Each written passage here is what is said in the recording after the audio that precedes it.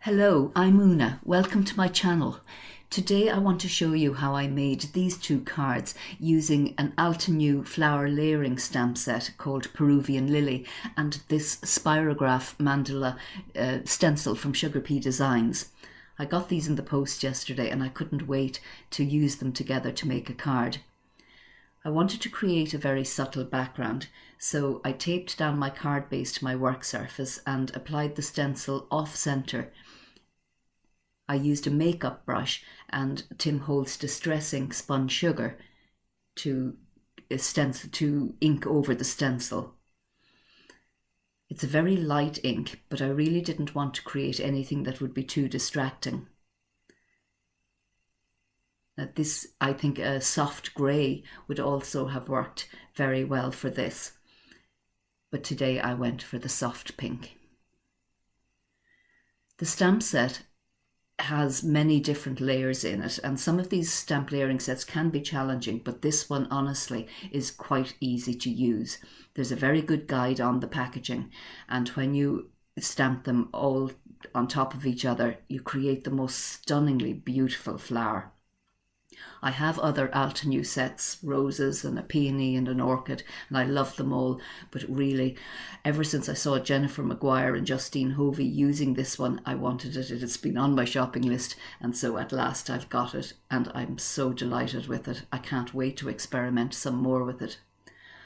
I started with Memento Angel Pink. I wanted to create a nice soft coloured flower.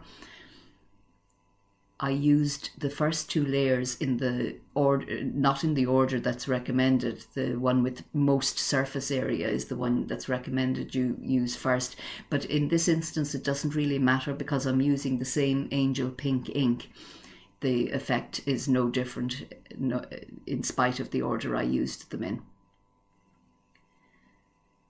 And so that's already beginning to look very nice. And then I used Memento Ladybug. And I really think that this darker pigment, even though it's just on the edge of the flowers and only adds a hint of colour here and there, it really is beginning to make it look very, very attractive. For the first layer in the centre, I used Dandelion ink, Memento ink. I use squeezed lemonade later on, and you'll see that in the next flower that I create. And I actually would have a preference for the squeezed lemonade, particularly when I'm trying to put a contrast with the light pink.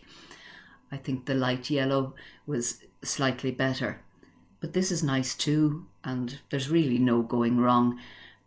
There are 4 layers for the centerpiece. On the flowers I did later, I didn't bother using the last 2 layers because the effect they introduce into the flower isn't such that you would miss it if it wasn't there. But I do look forward to trying with other inks to see what effects I can achieve with those 2 little pieces. The last piece is quite tiny.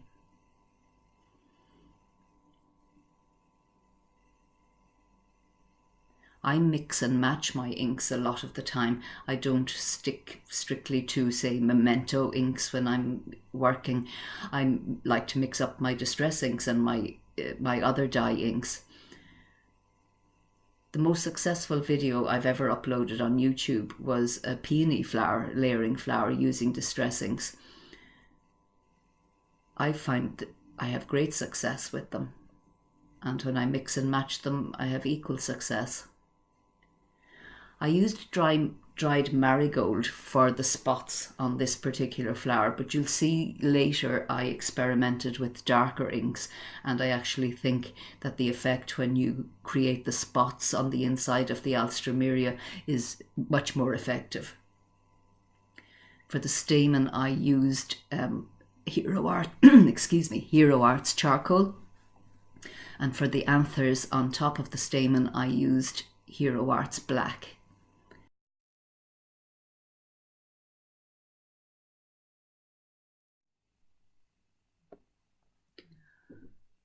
I've seen Jennifer Maguire adding glossy accents to the anthers or the seeds on the top of the stamens, and I tried it, and you'll see later on it is so effective. This set comes with matching dies. The dies cut the flower and the leaf. I decided to leave in this video a brief look at how the leaves layer up. There are 3 layers for each leaf. And this is an instance of me mixing up my inks. I used Memento Dye Ink bamboo leaves for the bottom layer, and for the middle layer I used a distress ink peeled paint, and then for the top layer of the leaf I used Memento Northern Pine. And they work really well together. Sometimes you do get a blotchy effect with distress ink, but particularly when you're trying to represent something in nature, a smooth finished look isn't always the best look in the end, and blotchy can look quite good. And then I cut them out with the dye. Here I want to show you how the squeezed lemonade looks as opposed to the mustard seed. And I really do think this makes a very nice contrast with the light pink. Then I used mustard seed for the second layer. And now I'm using rich cocoa for the spots.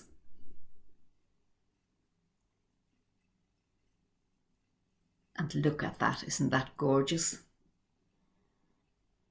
Whoever engineered these stamps was a genius. Now this is the part of card making that takes me a long time. I spend ages fiddling around with the bits trying to decide on their placement. In the end, for this card I decided to use 2 of the flowers, and I stuck with the ones that I used squeezed lemonade on the centres and the dark spots. And so when I'm happy with the placement, I use a piece of press and seal to hold them all together, and then flip that over and apply double-sided tape and glue to the back. I'm sure we've all got this tip from Jennifer Maguire. It really is a super tip for card making. I've been using the same 2 pieces of press and seal for about 6 months now.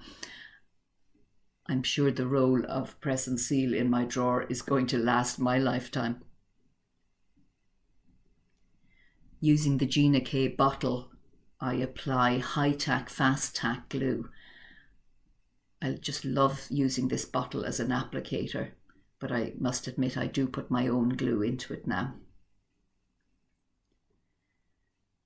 Now I flip it over, and I'm very carefully deciding on the placement before I let it touch the card. Because of the double-sided tape, it would hold fast, so I have to get the placement right before I put it down. And then it's very easy to pull off the press and seal and adhere the flowers fully to my card base. And then I just lift the loose petals on top and squeeze in some glue under to finish adhering everything.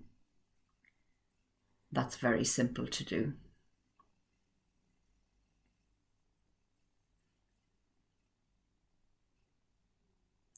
The Hello sentiment is from the Peruvian Lily set. I didn't end up using it, but it is a very nice scripty hello, and I will use it in the future.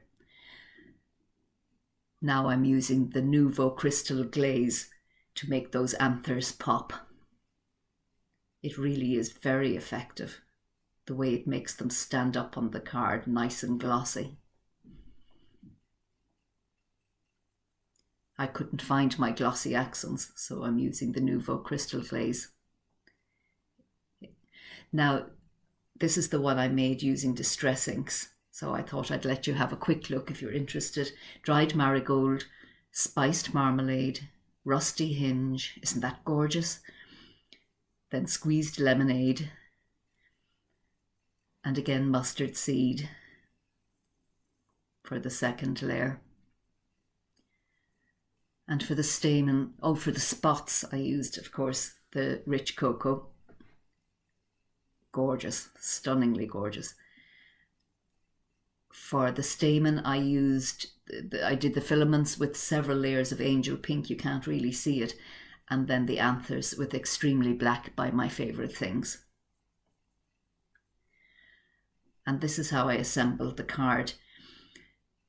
Those spots I created with Nuvo crystal drops. You just squeeze them onto the card and they dry. I left them about an hour. The sentiment is a Sweet Dixie set, and I used Just Because I Was Thinking of You. The enamel dots on this card I made using a Crelando set I got in my local Lidl store. For about €5 you get all these bottles, and I create the enamel dots by using packaging, and I just squeeze the enamel dots onto the packaging and let them harden, and they make a very attractive embellishment for a card. The Just For You I got from that Altenew Dainty Dots set. So those are the cards for today. I hope you enjoyed this video. Please give it a thumbs up, and I'd love if you would subscribe to my channel. Thank you so much for staying with me today and for watching this video, and I hope you'll come back to Una's Crafty Cards. Please do leave a comment or question below the video. All the best for now. Bye.